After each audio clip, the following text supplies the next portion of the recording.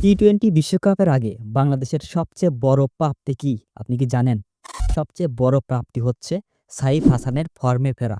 Asia কাপে যেরকম ফর্মে ছিলেন সাইফ হাসান, সেই ফর্মটা কিন্তু এবারের বিপিএলে ছিল না। এবারের বিপিএলে প্রত্যেকটা দল ম্যাচ খেলেছে প্রায় ১০ টার মতো। আর এর মধ্যে প্রত্যেকটা খেলোয়াড় ১০ টা করে ম্যাচই কিন্তু খেলার সুযোগ পেয়েছেন। এর মধ্যে যদি একজনের নাম বলি, তার মধ্যে অন্যতম হচ্ছে সাইফ হাসান। সাইফ হাসান প্রত্যেকটা ম্যাচেই একাদশে ছিলেন। প্রত্যেকটা ম্যাচেই তাকে একাদশে রেখেছিল টিম ম্যানেজমেন্ট।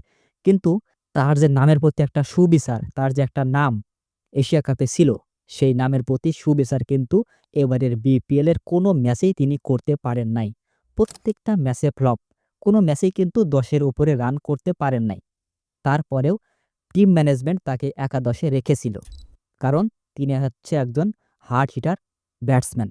বিপিএলের ৯ টা ম্যাচে ভালো পারফরম্যান্স না করতে পারলেও অবশেষে শেষ ম্যাচটাতে কিন্তু দুর্দান্ত ব্যাটিং করেছেন সাইফ হাসান।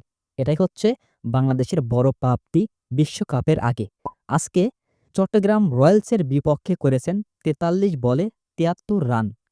ম্যাচে ছিল ৫টি ৪ এবং ৫টি বিশাল ছক্কা। যারা আজকে সাইফ হাসানের ব্যাটিংটা দেখেছেন, তারা অবশ্যই মুগ্ধ হয়েছেন। কারণ সাইফ হাসান একজন স্টাইলিশ ক্রিকেটার। তার মারমুখী ব্যাটিং অবশ্যই দর্শকদের আকর্ষণ করে।